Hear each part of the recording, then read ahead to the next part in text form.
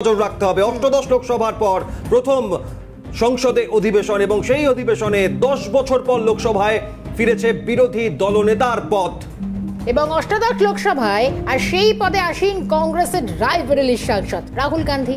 কিন্তু রাষ্ট্রপতির ভাষণের ওপর ধন্যবাদ সূচক বক্তৃতায় বিরোধী দলনেতার বক্তব্যে দায়িত্ববোধ নিয়ে প্রশ্ন উঠছে। তার কারণ জিরো আওয়ারে আমরা আলোচনা করবো। এখানেই গোটা দেশের একের পর এক গুরুত্বপূর্ণ ইস্যু, তার মাঝখান থেকে রাহুল গান্ধীর হিন্দুত্ব নিয়ে যে বিতর্কিত মন্তব্য, তার জবাব দেবেন আজ নরেন্দ্র মোদী। শর্মিষ্ঠা, একদমই তাই, এবং সেটা নিয়ে আজকে আমাদের জিরো আওয়ার এবং শুরুতেই নজর একটি প্রতিবেদনে। There is the Speaker of the Lok Sabha, the Speaker of the Indian Union, and there is Mr. Om Birla. When Modi ji went and shook your hand, and I went and shook your hand, I noticed something. When I shook your hand, you stood straight like this and shook my hand. And when Modi ji shook your hand, you bowed down and shook his hand. मैं इस बात को आसन से कह रहा हूं कि मेरी संस्कृति और संस्कार यही है कि बड़ों का झुककर और आवश्यक हो तो पैर छूकर सम्मान करो। সংসদীয় গণতন্ত্রে শাসকের চেয়ে বিরোধীদের ভূমিকা বেশি। গণতন্ত্রে বিরোধীরা প্রেসার কুকারের ভালভের মতো কাজ করে, এই দাবি করে থাকে ওয়াকিবহাল মহল। কিন্তু অষ্টাদশ লোকসভায় বিরোধী দলনেতা রাহুল গান্ধীর প্রথম দিনের পারফরম্যান্সে খুব একটা খুশি নয় রাজনৈতিক বিশেষজ্ঞরা।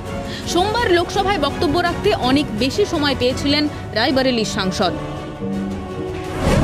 কিন্তু সেই গুরুত্বপূর্ণ সময় ব্যয়ের চেয়ে অপচয় বেশি করেছেন রাহুল গান্ধী, বলছেন রাজনৈতিক বিশ্লেষকরা। তিনি তার বক্তব্যের শুরুতে শিব ঠাকুরের ছবি ভরা লোকসভায় তুলে ধরেন, সঙ্গে সঙ্গে রুলবুক তুলে ধরে আপত্তি করেন লোকসভার অধ্যক্ষ। দেশের জ্বলন্ত ইস্যুকে হাতিয়ার করে ট্রেজারি বেঞ্চকে বেঁধার চেষ্টা দেখা যায়নি বিরোধী দলনেতার বক্তব্যে। তিনি হিন্দু প্রসঙ্গ তুলে যেমন ট্রেজারি বেঞ্চকে আক্রমণ করেছেন, তেমনই তার আক্রমণের তীরে ছিলেন লোকসভার অধ্যক্ষ।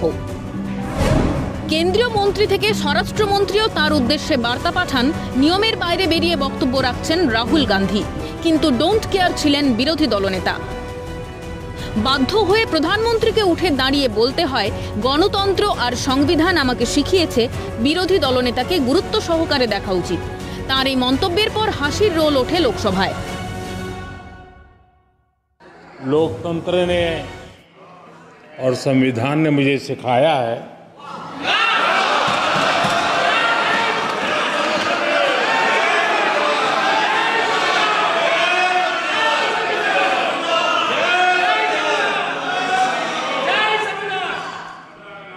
कि मुझे विपक्ष के नेता को गंभीरता से लेना चाहिए।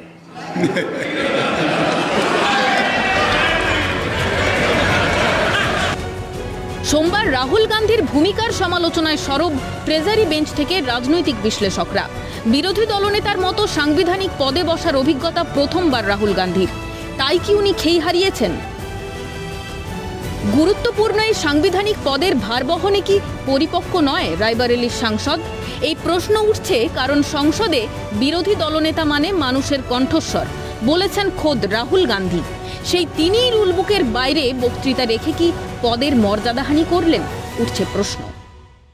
आवाज का प्रतिनिधित्व करता है और अध्यक्ष महोदय आप अंतिम व्यक्ति हैं, अंतिम निर्णायक हैं उस आवाज की, और सरकार के पास राजनीतिक शक्ति होती है, लेकिन प्रतिपक्ष भी लोगों की आवाज का प्रतिनिधित्व करता है।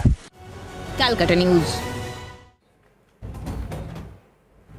এখান থেকেই জিরো আওয়ারে এই প্রশ্ন রাখছি আমরা। 2014 পর 2024, 10 বছর পর সংসদে বিরোধী দলনেতা কিন্তু রাহুল গান্ধী, রায়বেরেলির সাংসদ। কংগ্রেসের এই হাই ভোল্টেজ আলোচনা কেন আমরা জিরো আওয়ারে রাখলাম, তার কারণ গতকাল সংসদে যে বক্তব্য রেখেছেন সেই বক্তব্য রাষ্ট্রপতির ভাষণের ওপর বিতর্কমূলক জবাবি ভাষণ, এবং সেক্ষেত্রে দাঁড়িয়ে রাহুলের এই হিন্দু মন্তব্যে উত্তাল হলো লোকসভা। শর্মিষ্ঠা, একদমই তাই, এবং গতকাল অর্থাৎ সোমবার প্রথম বক্তব্য রাখলেন এবং রাহুলের হিন্দু মন্তব্যে উত্তাল হলো লোকসভা। অন্যদিকে ক্ষমা চাওয়ার দাবি মোদির সার, আর রাহুলের মন্তব্যকে বিপজ্জনক আখ্যা দিলেন খোদ প্রধানমন্ত্রী অভিক। 10 বছর পর লোকসভায় বিরোধী দলনেতা রাহুল, বিরোধী দলনেতার বক্তব্যে দায়িত্ববোধের প্রশ্ন উঠছে। কেন এই প্রশ্ন উঠছে? রাহুল গান্ধী সংসদে দাঁড়িয়ে কি বিতর্কিত মন্তব্য করেছেন হিন্দুত্ব নিয়ে, বিজেপির সঙ্গে এই যোগ সম্পর্কে রাহুলের যে বক্তব্য আরেকবার দেখাই আপনাদের। हिंदू हिंसा नहीं फैला सकता, हिंदू नफरत नहीं फैला सकता, और बीजेपी 24 घंटा नफरत, हिंसा, नफरत, हिंसा, नफरत, हिंसा। और जो लोग अपने आप को हिंदू कहते हैं वो 24 घंटा हिंसा, हिंसा, हिंसा, नफरत, नफरत, नफरत, असत्य, सत्य, असत्य।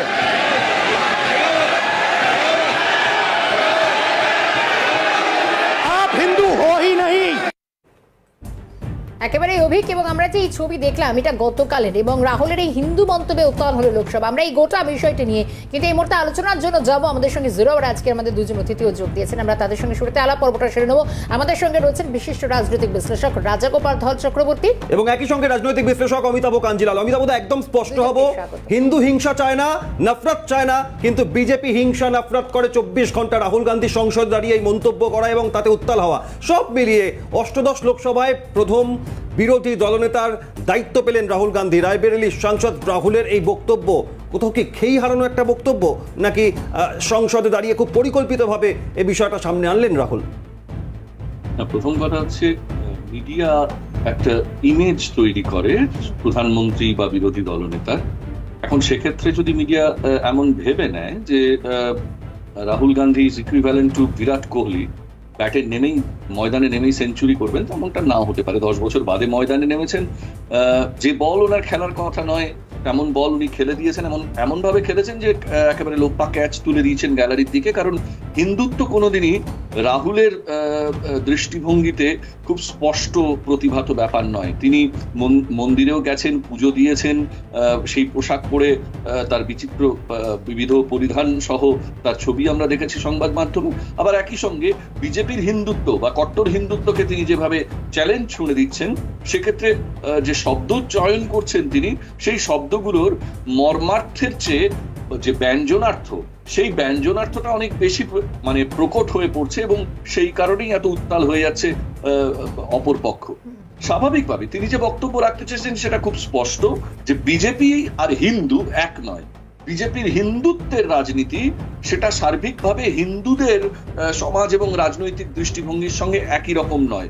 বিজেপির হিন্দুত্বের দৃষ্টিভঙ্গির মধ্যে উগ্রতা আছে, অসহিষ্ণুতা আছে, অসত্যাচারণ আছে এবং একই সঙ্গে হিংসাত্মক কার্যকলাপ আছে, কিন্তু আম হিন্দু রাজনীতির তা অংশ নয়। কিন্তু এটা বলতে গিয়ে তিনি যে আয়োজন করে বসলেন, অর্থাৎ শিব ঠাকুরের ছবি তোলা থেকে শুরু করে যে যা এবং যেভাবে ভাষাকে তিনি গ্রন্থিত করতে গেলেন, সেখানেই বোঝা গেছে তিনি যে বল তার খেলার কথা নয়, অহেতুক সেই বল নিজের দিকে টেনে নিয়েছেন এবং ব্যাট চালাতে গিয়ে ব্যর্থ হয়েছেন। অমিতাভ, এখান থেকেই রাহুল গান্ধীর বক্তব্যে একটা বিষয় তিনি বলছেন যে হিন্দুরা হিংসা ছড়ায় না, কিন্তু বিজেপি 24 ঘন্টা হিংসা ছড়ায়। শুধুমাত্র যারা হিংসা ছড়ায় তারা হিন্দু, মুসলিম, অন্যান্য সম্প্রদায়, এই নিয়ে কেন বিভাজন হবে? হিংসা যারা ছড়ায় তারা হিংসাই ছড়ায়, তারা সমাজের ভালো চায় না, গণতন্ত্রের ভালো চায় না। একদম, তারা সন্ত্রাসবাদী। যারা হিংসা ছড়ায় তারা হিংসুক, তারা সন্ত্রাসবাদী, এ কথা সুনির্দিষ্ট। রাহুল গান্ধী সেটাই বলতে চেয়েছেন যে প্রকৃত হিন্দু, যার অন্তরে সত্যি সত্যি সনাতন হিন্দুর প্রকৃত বৈশিষ্ট্যগুলো রয়েছে, সে নিঃসন্দেহে মানবপ্রেমিক, সে নিঃসন্দেহে বিশ্বপ্রেমিক, আন্তর্জাতিক তার চরিত্র। সেখানে ক্ষুদ্র সাম্প্রদায়িকতার কোনো স্থান নেই, অতএব হিংসার স্থান তো সেখানে নেই। এই না, মানে এখানেই বোঝার চেষ্টা করছি যে রাহুল গান্ধী প্রকৃত খ্রিস্টান, প্রকৃত মুসলিম, প্রকৃত শিখ, প্রকৃত অন্যান্য সম্প্রদায়, বৌদ্ধ, তাদের কথা কেন বলছেন না? শুধু প্রকৃত হিন্দুরা হিংসা ছড়ায় না এবং বিজেপি হিংসা ছড়ায়, তাই বিজেপি প্রকৃত হিন্দু নয়, এইটা বলে বেঁধে ফেলছেন রাহুল গান্ধী একটা নিজেকে জায়গায়। থেকে আমরা ভাবি যদি হিন্দু কথাটাকে একটা বড় ফ্রেম, যে কোনো ধার্মিক মানুষই কখনো অপর ধর্মকে আক্রমণ করতে পারে না, এই একটা বড় ফ্রেম থেকে আমরা কথাটা ভাবতে পারি। উনি যেহেতু ততটা দড় নন এই ধরনের কি বলবো সমাজতাত্ত্বিক ভাষায় কথা বলতে, তাই সামনে প্রতিপক্ষকে পেয়েছেন একটি হিন্দুত্ববাদী দল, তিনি হিন্দু শব্দটিকে চয়ন করেছেন। বলা যাক কথাটাই যদি এইভাবে উনি বলতেন যে কোনো সঠিক ধর্মাবলম্বী মানুষ পরধর্মকে আক্রমণ করতে পারে না, তার ব্যঞ্জনাটা আরেকটা আরো স্পষ্টতর জায়গায় যেত। তিনি, আমি আবারও বলছি, শব্দ চয়নে ভুল করেছেন, উদ্দেশ্যতে কিন্তু কোনো ভুল ছিল না। তবে এটাও ঘটনা যে তার বিরোধী দলনেতা হিসেবে প্রথম বক্তব্যে দেশের যে জ্বলন্ত সমস্যাগুলো উঠে আসা উচিত ছিল, তার চেয়ে বরং তিনি তার রাজনৈতিক লাইনকে অনেক বেশি প্রমিনেন্ট করলেন। অর্থাৎ কংগ্রেস এবং ইন্ডিয়া জোটের রাজনৈতিক লাইন যেটা, সেটা হচ্ছে এই কট্টর হিন্দুত্ববাদের বিরোধিতা, সেইটা করতে গিয়ে নরম হিন্দুত্বকে বেস করে তিনি যে বক্তৃতা শোনাতে গেলেন, তাতে চাপা পড়ে গেল জাতীয় জীবনের সঙ্গে জড়িত গুরুত্বপূর্ণ বিষয়, যেখানে প্রশ্নপত্র লিক থেকে শুরু করে বিভিন্ন জায়গায় যে পরিকাঠামোগুলো সমস্যা, এই মুহূর্তে যে বন্যা পরিস্থিতি বিভিন্ন জায়গায় দেখা দিচ্ছে, জল সংকট, বাংলাদেশের প্রধানমন্ত্রীর সঙ্গে তিস্তা জল বন্টন নিয়ে কথা হয়ে গেল, কিন্তু সেক্ষেত্রে রাজ্যের ভূমিকা নিয়ে প্রশ্ন উঠছে। এগুলো অনেক বিষয় ছিল যে বিষয়ে তিনি তুলে ধরতে পারতেন 10 বছর পরে যখন সংসদে ফিরেছেন এবং বিরোধী দলনেতার পদে ফিরেছেন। তার উপরে এত সিনিয়র অনেকগুলো প্রশ্ন উঠছে, একটু সঙ্গে থেকে অনুরোধ করবো। আমি এই গোটা বিষয় নিয়ে কিন্তু রাজগোপাল বাবুর কাছে উঠে যাওয়ার চেষ্টা করবো। রাজগোপাল বাবু, যেরকমটা অমিতাভদাও বলছিলেন যে কিন্তু রাহুল গান্ধী যখন তিনি নিজেই বলছেন যে বিরোধী দলনেতার পদ মানে হচ্ছে একেবারে সাধারণ মানুষের কণ্ঠস্বর, এবং সেখান থেকে দাঁড়িয়ে তিনি রুল বুকের বাইরে বেরিয়ে যে বক্তৃতা তিনি প্রথম দিনই রাখলেন, যে সুযোগ তার কাছে ছিল, এবং সেখান থেকে কোথাও বেরিয়ে এসে এই পদের কোথাও কি অবমাননা করলেন? রাজনৈতিক বিশেষজ্ঞ মহল হিসেবে কিভাবে দেখছেন গোটা বিষয়টা, কি ব্যাখ্যা দেবেন আপনি? না দেখুন, দু চারটি কথা বলা প্রয়োজন। একটা হচ্ছে রাহুল গান্ধী প্রায় 25 বছর এই সংসদীয় রাজনীতিতে আছেন। কংগ্রেস প্রেসিডেন্টও হয়েছিলেন এবং উনি পদত্যাগ করেন লোকসভা 19-এর খারাপ ফলের ফলে। এখন ওনাকে আর সেই বাচ্চা ছেলে ইমেজ দিয়ে দেখা যাবে না ওনাকে। সুতরাং কোনটা বলা উচিত, কোনটা বলা উচিত না, সংসদে উনি বহুবার এসেছেন, ঠিক সংসদে বিরোধী দল আমরা 14 এবং 19-এ দেখিনি। এবং যদি দেখেন 52, 57, 62 এবং 67 বাদ দিয়েও প্রায় 8-9 বার আমাদের সংসদে কোনো বিরোধী নেতা ছিল না। সুতরাং এটা কোনো নতুন কিছু নয়। ব্যাপারটা বুঝতে হবে যে লোকটা এবারে দুটো, এই প্রথমেই খুব সম্ভবত যে বিরোধী দল থেকেও কিন্তু 2টো সিট জিতেছেন। আমরা অনেক কিছু, আমি সম্পূর্ণ একবার অমিতাভ বাবুর এক্সপ্লেনেশন আমি প্রত্যেক মোহিত হয়েছি, ভালো করে শুনছিলাম। সত্যি কথা যে ধরনের আশা তার উপর এসেছিল সেটা কিন্তু আমাদের একেবারে উনি একেবারে আমাদের বোঝাতে পারেনি। বিরোধী দলনেতার যে ভূমিকা সেটা কোনোভাবেই এরকমই, কিন্তু এটাও সত্যি কথা, এর বেশি আমরা আশাও করি। কংগ্রেসের যে ভোটের যে যদি দেখেন যে প্রচারপত্র ছিল, সেখানে সব হিন্দু মনীষীদের বা ইয়েতে ছিল, গৌতম বুদ্ধ বা মহাবীরও ছিল, অভয় মুদ্রাতে তারা রয়েছেন। সেখানে যীশু খ্রিস্ট বা অন্য কোনো ধর্মের কোনো প্রতীক সেখানে ছিল না। বোঝাই যাচ্ছেন যে যারা বলতে চাইছে আমরা ভারতবর্ষের যে মেজরিটি রিলিজিয়ানের যে কণ্ঠস্বর উঠে এসে সেটাকে আটকাবো, এবং সেটা আটকাতে গিয়েও তারাও কিন্তু যেটা সব হিন্দুত্বের কথা অমিতাভ বাবু বললেন, কেননা ওদের কাছে বিকল্প কিছু নেই। তো হিন্দুত্বকে রুখতে গেলে হিন্দুত্ব করতে হবে। কিন্তু আমার সবচেয়ে অবাক লেগেছে শিব ঠাকুরের ছবি নিয়ে উনি পার্লামেন্টে চলে গেলেন, এটা ফাইল থেকে বার করে দেখাচ্ছেন। বোঝাই যাচ্ছে ওনার কাছে তেমন কোনো তথ্য ছিল না, একেবারে একজন। রাজগোপালবাবু, তাই যদি হয় তাহলে তো এটাও অন্তত মনে করছেন বিভিন্ন মহল, তাহলে কি রাহুল গান্ধী সময় ব্যয় করলেন নাকি সেই সময় অপচয় করলেন? না দেখুন, ব্যাপারটা হচ্ছে যে বিরাট কিছু যে আশা আমরা করবো, যে এমন একটা প্রেজেন্টেশন রাখবেন যাতে করে উত্তাল হয়ে যাবে, যেভাবে আমরা অটল বিহারী বাজপেয়ীর বক্তৃতা শুনেছি, হিরেন মুখার্জি বাংলা থেকে যেভাবে বক্তব্য রাখতেন পার্লামেন্টে, দিলীপ চৌধুরী যেভাবে রাখতেন, আমরা জানি যে এটা এই জিনিস এনাদের পক্ষে সম্ভব নয়। কিন্তু কিছুটা তো মনোরঞ্জনের ব্যাপার লাগে, কিছুটা এন্টারটেইনারের ভূমিকা রাখতে হয়, ছবি নিয়ে যতটা করা যায় মানুষকে হাসি দেওয়া, দল লোকদের উৎসাহ দেওয়া, এবং ভারতবর্ষের যে মেজরিটি 80% জনসংখ্যা মানুষ হিন্দু, তাদেরকে বুঝিয়ে দেওয়া আমিও তোমাদের লোক। যাই হোক, আমি হয়তো একটু অন্য ভাষায় কথা বলি, কিন্তু রাজগোপাল বাবু, আপনি মনোরঞ্জনের কথা বলছিলেন। আমরা জানি 2014 থেকে 19 প্রথম এনডিএ সরকার নরেন্দ্র মোদী নেতৃত্বাধীন, এবং সেখানে রাহুল গান্ধী নিজের সিট ছেড়ে গিয়ে মোদীর কাছে গিয়েছিলেন, এবং তখন এই প্রাপ্য আখ্যা তা নিয়ে নানা বক্তব্য সংসদের অন্দরে উঠেছিল। কিন্তু এখন রাহুল গান্ধীর এই বক্তব্যে বেশ কিছু প্রশ্ন আসছে। এখান থেকে আমরা জিরো আওয়ারে আজকে আলোচনা করছি দেশ বিদেশ নানা গুরুত্বপূর্ণ ইস্যুর মধ্যে। আজকে আলোচনা খুব স্বাভাবিক, লোকসভায় 18 লোকসভায় বিরোধী দলনেতা হিসেবে রাহুল গান্ধীর প্রথম বক্তব্য জানিয়ে বিতর্ক দানা বেঁধেছে, এবং সেখানে সংসদে রাহুল গান্ধীর বক্তব্য তা কার্য বিবরণী থেকে বাদ দেওয়ার সিদ্ধান্ত লোকসভার অধ্যক্ষ ওম বিড়লার। শর্মিষ্ঠা, একদমই, এবং লোকসভায় রাহুল গান্ধীর ভাষণে এই যে বেশ কিছুটা অংশ বাদ দিয়ে দেওয়া হচ্ছে, যার মধ্যে রয়েছে হিন্দুদের অপমান, শাহকে ক্ষমা চাওয়ার দাবির মতো এই সমস্ত অংশগুলো। একই সঙ্গে সত্য অবদমন অসম্ভব, সংসদের বাইরে প্রতিক্রিয়া রাহুল গান্ধীর। আজ সংসদের ভেতরে জবাবি ভাষণে নরেন্দ্র মোদী কি বলেন, নজর থাকবে সেদিকে। আর আমরা নজর রাখবো সরাসরি অমিতাভ কাঞ্জিলাল রয়েছেন আমাদের সঙ্গে। অমিতাভ, এটাই স্পষ্ট হবো যে 9ই জুন তৃতীয়বার এনডিএ সরকার, নরেন্দ্র মোদী নেতৃত্বাধীন সরকার শপথ গ্রহণের পর তারপর প্রথম মন্ত্রিসভার বৈঠকে নরেন্দ্র মোদী কৃষকদের সম্মান নিধি প্রকল্প, যোজনা, 100 দিনের কাজ, একাধিক গুরুত্বপূর্ণ সিদ্ধান্ত নিয়েছিলেন প্রথম মন্ত্রিসভার বৈঠকেই। আর রাহুল গান্ধী বিরোধী দলনেতা হিসেবে প্রথম সংসদের ভাষণে এই মুহূর্তে দেশের জ্বলন্ত ইস্যু, গুরুত্বপূর্ণ বিষয় তা নিয়ে, মানুষের দাবি নিয়ে গণতন্ত্রের বিরোধী দলনেতা, মানুষের কণ্ঠস্বর, তার কোনো বক্তব্য শোনা গেল না, বরং হিন্দুত্বের মধ্যে একটা বাঁধন এনে তার এই বক্তব্য এগিয়ে নিয়ে গেলেন। ফারাকটা কোথায়? হ্যাঁ, ফারাক তো বিশাল ফারাক আছে। তার কারণ হচ্ছে, দেখো, আমরা যে ধরনের সংসদীয় ব্যবস্থার মধ্যে রয়েছি তার একটা শিকড় আছে। সেই শিকড়টা মূলত পশ্চিমী সংসদীয় গণতন্ত্রের মডেলে, বিশেষত ব্রিটেনের মডেলকে আমরা অনুসরণ করেছি সংসদীয় ব্যবস্থা গড়ে তুলতে গিয়ে। সেখানে ব্রিটেনে মন্ত্রিসভার একটা শ্যাডো ক্যাবিনেট বিরোধী পক্ষে থাকে এবং বিরোধী দলনেতা শ্যাডো প্রাইম মিনিস্টার, অর্থাৎ প্রধানমন্ত্রীর ছায়া হিসেবে কাজ করেন। অর্থাৎ প্রধানমন্ত্রী একটি রাষ্ট্রপ্রধান হিসেবে যে গুরুত্বপূর্ণ ভূমিকা পালন করেন তার অপরপিঠ, মুদ্রার অপরপিঠ হচ্ছেন সংসদের বিরোধী দলনেতা। স্বাভাবিকভাবেই তার বক্তব্য, তার মতামত নিঃসন্দেহে প্রধানমন্ত্রী এবং তার সরকারের কাজের সমালোচনা, তার রাজনীতির সমালোচনা করবে, কিন্তু সেটা ইতিবাচক অর্থে। কিন্তু রাহুল গান্ধী যে রাস্তাটা নিলেন সেটা কিন্তু ডিভিশনের রাজনীতি। কেন ডিভিশনের রাজনীতি বলছি? ডিভিশনের রাজনীতিটা হচ্ছে কট্টর হিন্দুবাদ এবং উদার হিন্দুবাদের মধ্যে ডিভিশনের খেলাটা তিনি খেলতে চাইলেন, যেটা সংসদে দাঁড়িয়ে করবার বিষয় নয়। সংসদের বাইরে গিয়ে যদি তিনি কোনো রাজনৈতিক মঞ্চ থেকে এটা করতেন তাহলে নিঃসন্দেহে আমি স্বাগত জানাতাম, কারণ তার রাজনৈতিক দৃষ্টিভঙ্গি থেকে বা মতাদর্শগত জায়গা থেকে তিনি সেটা করছেন। কিন্তু সংসদের ভেতরে রাষ্ট্রীয় স্বার্থে তিনি কথা বলবেন, দেশের স্বার্থে কথা বলবেন, দেশের জ্বলন্ত সমস্যাগুলো তুলে ধরবেন, তা নিয়ে সরকারকে বিদ্ধ করবেন বা প্রশ্ন করবেন, সেটাই কাম্য। এবং সবচেয়ে বড় কথা, যে কথা রাজা গোপাল বাবু বলছিলেন, যে আমরা হিরেন মুখার্জিদের মতো বক্তাদের হারিয়ে ফেলেছি সংসদ থেকে, আমরা হারিয়ে ফেলেছি অটল বিহারী বাজপেয়ীদের মতো বক্তাদেরকে, আর সোমনাথ চট্টোপাধ্যায়ের মতো মানুষদেরকে, যারা গুরুদাস দাশগুপ্ত, যারা সংসদকে আলোকিত করতেন, সংসদকে মানে তাদের বক্তৃতা দিয়ে শিক্ষিত করতেন এবং সংসদীয় রাজনীতির পাঠ দিতেন এক একজন মানুষ। সে মানে কত উদাহরণ দেবো, প্রচুর প্রচুর।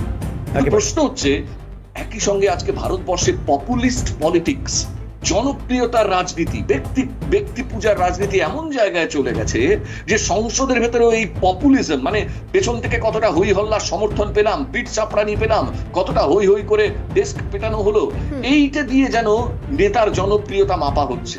ফলে সংসদ এই কারণে আরো বেশি বিশৃঙ্খল হয়ে পড়ছে। এবং সেই জায়গা থেকে যদি স্পিকারের দেখুন, যতক্ষণ পর্যন্ত স্পিকার নির্বাচিত না হচ্ছেন ততক্ষণ পর্যন্ত তিনি একটি রাজনৈতিক ব্যক্তিত্ব, কিন্তু স্পিকার নির্বাচন হয়ে গেলেই আমাকে সংসদের সদস্য হিসেবে মেনে নিতে হবে যে তার নিরপেক্ষতা প্রশ্নাতীত। যদিও প্র্যাকটিসে তা হয় কিনা তাত্ত্বিক, মানে সেটা আলাদা প্রশ্ন, কিন্তু তাত্ত্বিকভাবে মেনে নিতে হবে। কিন্তু যেভাবে তিনি স্পিকার পদকে, স্পিকারের ভূমিকা, তার অভিবাদন করবার কায়দা একেবারে এবং ওম বিড়লাকেও তার বক্তব্য নিয়ে প্রশ্ন তুলেছেন রাহুল গান্ধী। শর্মিষ্ঠা, সেখান থেকে দাঁড়িয়ে আজকে নজর থাকবে প্রধানমন্ত্রী নরেন্দ্র মোদীর জবাবি ভাষণের দিকে। শর্মিষ্ঠা, কারণ এরপর 22শে জুলাই আবার বাজেট অধিবেশন, আর এখান থেকে আমি এই প্রশ্নটাই রাখার চেষ্টা করছিলাম রাজগোপাল বাবুর কাছে। রাজগোপাল বাবু যেটা বলছে যে খুব স্বাভাবিকভাবে এটা তো এখন আমাদের নজর থাকছে, কারণ 22শে জুলাই যে অধিবেশন চলেছে, আজকে জবাবি ভাষণ দেবেন প্রধানমন্ত্রী। এখন শুরুতেই অধিবেশনের প্রথম দিনে, বক্তব্যের প্রথম দিনে যেভাবে রাহুল গান্ধী হিন্দুত্বের তার সেই বিতর্ককে উস্কে দিলেন, বা যদি বলি খোঁচা দিলেন, এবং এরপর আজকে মূলত প্রধানমন্ত্রীর জবাবি ভাষণ কি হয়, কিভাবে তিনি গোটা বিষয়ে ডাবল কন্ট্রোল করেন, সেদিকে কি তাকিয়ে থাকতে হবে? নিঃসন্দেহে দেখুন, প্রধানমন্ত্রীর জবাবটা তো আমরা শুনবো। আমি ভাবছিলাম যে হয়তো উনি বলছেন বা এখনো দেননি। তবে দেখুন, মানে যেহেতু উনি নিশ্চয়ই এগুলো সবকিছুই জবাব দেবেন। যে হিংসার কথা বললেন, আমি মানে জাস্ট একটু বলতে চাই, হিংসা হয়েছে বলেই তো মণিপুরে 2টো সিট বিজেপি পেয়েছিল, ইনার আউটার দুটোই কিন্তু কংগ্রেস জিতেছে। হ্যাঁ, নর্থ ইস্টে বিজেপির অনেক আসন মুছে গেছে হিংসার ফলেই। এই হিংসার কিন্তু বুঝেছেন, বুঝতে হবে লাভবান যদি কেউ হয়ে থাকে সে কিন্তু কংগ্রেস। সুতরাং কংগ্রেস হিংসাকে ধন্যবাদ দেওয়া উচিত, নর্থ ইস্টে তাদের আসন বাড়ানো। যাই হোক, দেখুন উনি কিন্তু, আমি দেখছিলাম উনি বলছিলেন 2016 সালে ঘটে যাওয়া ডিমনিটাইজেশন, রাষ্ট্রপতির ভাষণ নিয়ে বক্তৃতা। দেখুন কিরকম, ধরুন কোন জায়গায় নেমে গেছে। রাষ্ট্রপতির ভাষণ নিয়ে বক্তৃতা হচ্ছে, হ্যাঁ এই কয়েকটা এতে কত কিছু ঘটনা ঘটে গেছে। সেগুলো নিয়ে উনি কিছু তুললেন না। 2016 সালে ডিমনিটাইজেশন ঘটে গেল, সেটা যে সবাই সব ফাইলপত্র বন্ধ করে রেখে দিয়ে, মানে উনি রাষ্ট্রপতির ভাষণে এটা অন্য জায়গায় আলোচনা, বোঝাই যাচ্ছে যে ধরনের হোমওয়ার্ক করে ওনাকে পার্টি যারা সাপোর্ট টিম রয়েছে তারাও ঠিক সেভাবে হোমওয়ার্ক করেনি, বা হোমওয়ার্ক তারা করে দিলেও হয়তো। একেবারে এই হোমওয়ার্কের প্রশ্নই আমি একবার অমিতাভ কাঞ্জিলালের কাছে যাই। 2016 8ই নভেম্বর নোট বাতিল, তা 2024-এর 1 জুলাই আলোচনায় উঠছে সংসদে, তারপর 19 থেকে 24 একটা সরকার, দ্বিতীয় এনডিএ সরকার চলেছে। কিন্তু রাষ্ট্রপতির ভাষণে রাষ্ট্রপতি দ্রৌপদী মুর্মু স্পষ্টতই তৃতীয় এনডিএ সরকার মজবুত ভিত্তির ওপর দাঁড়িয়ে আছে, মানুষ সমর্থন জানিয়েছে। একাধিক ক্ষেত্রে যে মন্তব্য রাষ্ট্রপতি সংসদে দাঁড়িয়ে তার ভাষণে রেখেছিলেন, তার পাল্টা রাহুল গান্ধীর বক্তব্যে কোনো কংক্রিট, কোনো শক্ত কোনো বক্তব্য নেই কেন অমিতাভ দা? না দেখুন, ডিমনিটাইজেশনের রেট্রোস্পেক্টিভ এফেক্ট বা ধারাবাহিক এফেক্ট কিন্তু এখনো পর্যন্ত আমাদের সমাজ থেকে বা অর্থনীতি থেকে পুরোপুরি মুছে গেছে এমনটা দাবি করা সঙ্গত হবে না।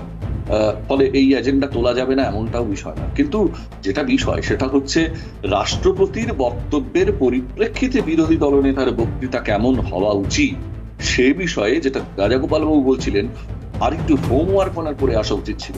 কারণ সংসদীয় প্রোটোকল, উনি বলতে গিয়ে সংসদীয় প্রোটোকল ভেঙেছেন, অসংসদীয় ভাষা ব্যবহার করেছেন, উনি ওনার মানে চিন্তার মানে স্পেসটাকে এত বিক্ষিপ্ত করে ফেলেছেন যে শেষ পর্যন্ত তিনি কি বলতে চাইলেন সেটাই বোধহয় সংঘবদ্ধ হলো না। এবং স্পিকারের দ্বারা তার বক্তব্য ছাঁটাই হওয়ার পরে যেটুকু বক্তব্য গৃহীত বক্তব্য হিসেবে থেকে যাবে তা দিয়ে আদৌ কোনো বিরোধী দলনেতার অবস্থান স্পষ্ট হবে কিনা এটাই সংশয়ের। আগামীতে যারা গবেষণা করতে যাবেন ধরুন এই লোকসভার কার্যকাল সম্পর্কে, তারা প্রথম দিনের এই বক্তৃতা থেকে যে অংশটুকু অফিসিয়াল বলে পাবেন তাতে বিরোধী দলনেতার ভূমিকা বুঝে নেওয়াটা খুব জটিল হয়ে যাবে সেই রাজনৈতিক বিশ্লেষক বা গবেষকদের জন্য। ফলে প্রত্যাশা করব, এখনো তো অনেকগুলো অধিবেশন থাকবে, তিনি আরো অনেক বেশি হোমওয়ার্ক করে আরো অনেক বেশি ম্যাচিওরড ল্যাঙ্গুয়েজে যা বলতে চাইবেন, তাকে দরকার হলে লিখিত বক্তব্য দিন। এত স্পন্টেনিটির সঙ্গে বলাটা মাঠে ময়দানে সহজ হয়, কিন্তু সংসদের ভেতর বলতে গেলে তিনি যদি লিখিত বক্তব্য রাখেন আমরা আশা করবো না, আমরা কেউ বলবো না আপনি কাগজ নিয়ে। একদমই তাই। আর এখান থেকে কোথাও যেন অমিতাভ দা একেবারে যে এবং রাজগোপাল বাবু দুজনকে ধন্যবাদ জানাবো, কিন্তু প্রশ্ন তো এটাই উঠছে যে সংসদের প্রথম দিনে বক্তব্য তো কারণ রাহুল গান্ধীর এই বক্তব্য প্রথম দিনে বক্তব্যে যে রাজনৈতিক মহল খুব একটা সন্তুষ্ট হয়েছে তা অন্তত